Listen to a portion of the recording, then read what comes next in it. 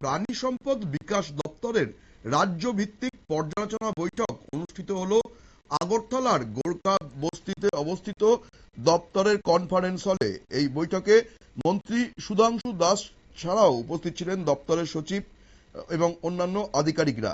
এই বৈঠক সম্বন্ধে কি জানালেন প্রাণী সম্পদ বিকাশ দপ্তরের মন্ত্রী সুধাংশু দাস, আমরা শুনে নেব তার বক্তব্য। এই সমস্ত বিষয়ের উপর আমরা আলোচনা করব। আমাদের 2026-27 ফিনান্সিয়াল ইয়ারের এটা ফার্স্ট রিভিউ মিটিং। আপনারা জানেন আমরা প্রতি বছর দুইবার করে আমরা মিটিং নেই।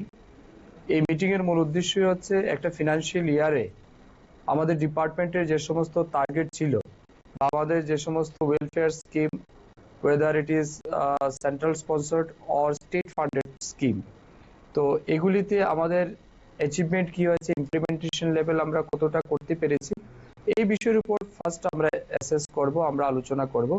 তারপর আমাদের এই যে current financial year, that is 2026 and 27, এই অর্থ বছরে আমাদের বাজেট বরাদ্দ যেটা রয়েছে এবং সেন্ট্রাল থেকে আমরা কি ফান্ড পেয়েছি বিভিন্ন ওয়েলফেয়ার স্কিমে, আমাদের রাজ্যের কি কি স্কিম আছে, এগুলিকে কত দ্রুত মানুষের কাছে পৌঁছে দেওয়া যায়, এই বিষয়ে আমাদের একটা রোডম্যাপ তৈরি হবে, আলোচনা হবে।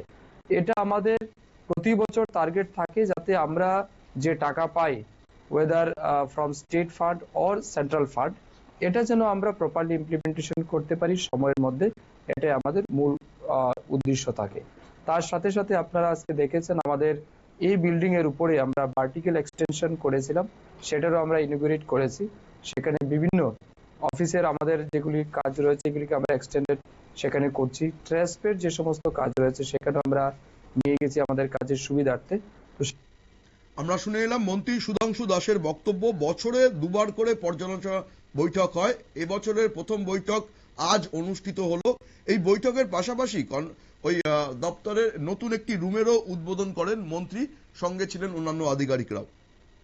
নজর রাখবো পরবর্তী সংবাদের দিকে, তার আগে নিয়ে নেব ছোট্ট বিজ্ঞাপন বিরতি।